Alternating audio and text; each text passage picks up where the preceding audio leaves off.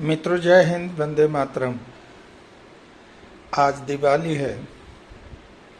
चलो एक संकल्प लें, जीवन में कुछ ऐसा करें कि हमारे जीवन में हर रोज दिवाली हो, खुशहाली हो और प्यार हो। सभी लोग खुशी खुशी जिएं और खुशी खुशी रहें। उद्देश्य तो बड़ा आदर्श है, लेकिन करना थोड़ा कठिन है। संकल्प लेना पड़ेगा कि हम आज और अभी से हमेशा खुश रहेंगे। ये बहुत आसान है, खुश रहना बहुत आसान है। बस आपको करना क्या होगा, अपने दिमाग का दरवाज़ा बुराइयों के लिए बंद करना होगा। ये तो बहुत आसान है। बुरा मत देखो, बुरा मत कहो, बुरा मत सुनो और बुरा मत सोचो। किसी का बुरा मत सोचो। अंग्रेजी में कहते हैं don't curse, don't complain, don't cry and don't criticise. मित्रों, आपके पास जो कुछ भी है, आप उसका एक लिस्ट बना लें।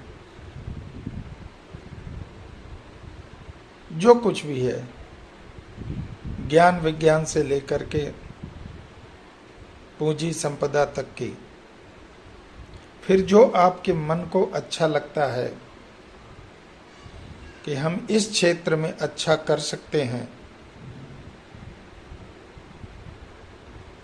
आपको विश्वास है, थोड़ा बहुत ही सही या पूरा है तो बहुत अच्छी बात है, आप उस क्षेत्र में काम करना शुरू करें। मेरा दावा है आप सफल होंगे, क्योंकि उस क्षेत्र को, उस काम को आपने चुना है। अतः मुझे विश्वास है आप उसकी कंप्लेंट किसी को नहीं करेंगे। बस लगे रहिए।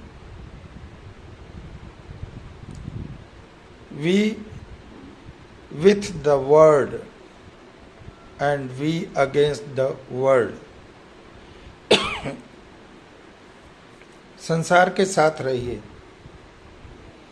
संसार में कोई भी चीज, कोई भी प्रोडक्ट, कोई भी सर्विस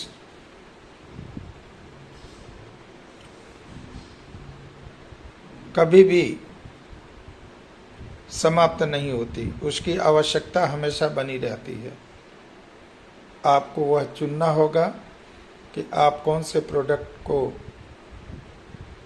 सेल करना चाहते हैं या कौन सी सर्विस को सेल करना चाहते हैं। फिर दो बात आती है, आपका स्थान कौन सा है।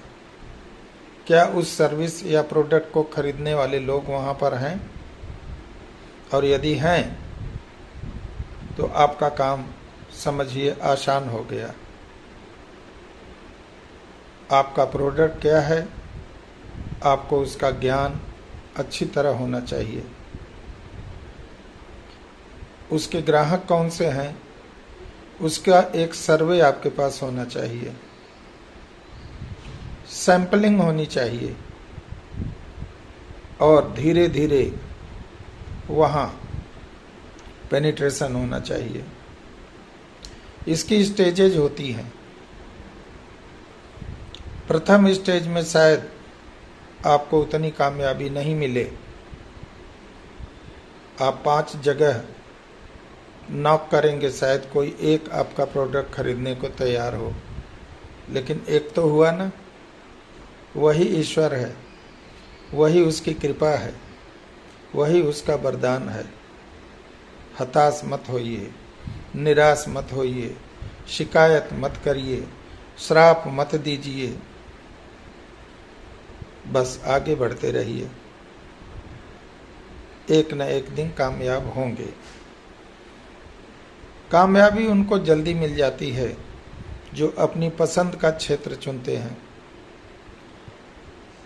हो सकता है ऐसा करते समय आपको कई जगह उतनी कामयाबी नहीं मिले और आपका मन भटके कि हमने गलत क्षेत्र चुन लिया, किसी और क्षेत्र में होते तो शायद हम और अच्छा कर लेते। नहीं, कदापि नहीं।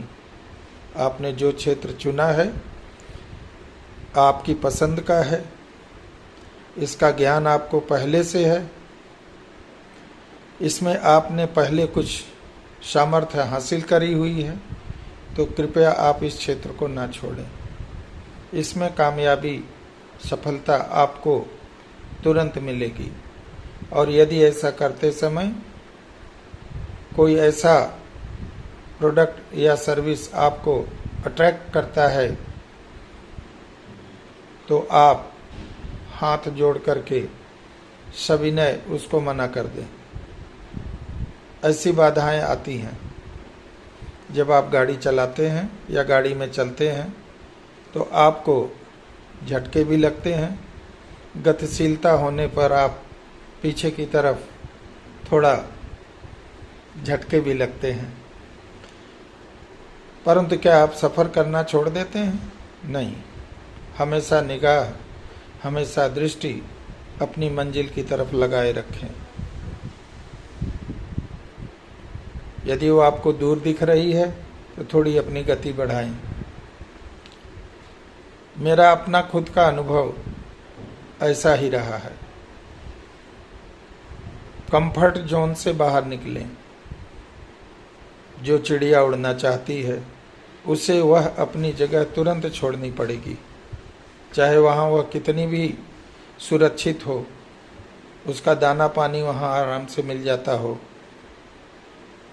हरी भरी जगह हो, सुमनोरम और सुरम्य वातावरण हो, लेकिन क्या इस सब में फंस करके वह उड़ना भूल जाएगी? वो उड़ती है अपनी मंजिल की तलाश में, और इसलिए वह अपना जगह छोड़ती भी है, आगे बढ़ती है। एक कहानी है, कभी कभी ऐसा भी होता है। एक जंगल में एक टापू पर बहुत सारे गीध रहते थे। वहां उनको दाना पानी सब कुछ बड़े आराम से मिलता था। बड़े सुख से उनका जीवन कट रहा था। लोग कहते हैं गीध की दृष्टि 80 मील तक देखती है। एक दिन उड़ते उड़ते उन्होंने किसी दूसरे टापू को देखा जो समुद्र के किनारे था, और वहां प्रतिदिन उनको कुछ न कुछ समुद्र आहार उस किनारे पर फेंक जाता था, चाहे वो मछली हो या मरा हुआ जंतु हो या जीव हो। उनमें से कुछ गीधों ने कहा कि चलो हम वहाँ चलते हैं, वहाँ हमें शिकार भी बड़े आसानी से मिल जाएगा और बड़े आराम से हम रहेंगे भी। फिर उनके झुंड में एक बूढ़ा गिद्ध भी था। लोगों ने उससे राय ली, सारे गिद्धों ने, तो उसने कहा नहीं, हम तो यहीं सुखी हैं जहाँ हैं, इस टापू को मत छोड़ो। जहाँ हम जा रहे हैं वहाँ हर सब कुछ आसान तो है, लेकिन हो सकता है वह नई जगह है, वहाँ कोई खतरा भी हो जो छुपा हुआ हो। कुछ गिद्ध नहीं माने, चले गए, और वहाँ जाने पर उनको कुछ दिन तो बहुत समय, बहुत आसान, बहुत आराम से बीत गया, लेकिन थोड़े ही समय के बाद उनका वहाँ पर शिकार होने लग गया। काफ़ी दिनों के बाद वो बूढ़ा गिद्ध अपने और बच्चे खुचे साथियों के साथ जब वहाँ जाके देखा तो उसकी दशा बड़ी दयनीय थी। वहाँ आधे से ज़्यादा गिद्ध मरे हुए थे और आधे से ज़्यादा कमज़ोर हो गए थे। उसने जो बचे खुचे गिद्ध थे उनको समझाया और पुनः अपनी पुरानी जगह पर लेकर आया। इस कहानी से क्या सीख मिलती है कि जो बूढ़ा गिद्ध था, आखिर उसकी सलाह नेक थी, अपना घर मत छोड़ो। जहां हो वहां भी बहुत कुछ किया जा सकता है। एक दूसरी, बहुत ज्यादा लालच भी मत करो, धोखा फरेब और जाल में फंस सकते हो। तीसरा, आप बड़ों की सलाह जरूर मानो, जिनको आपसे कम से कम योग्यता भले न हो बट अनुभव तो है।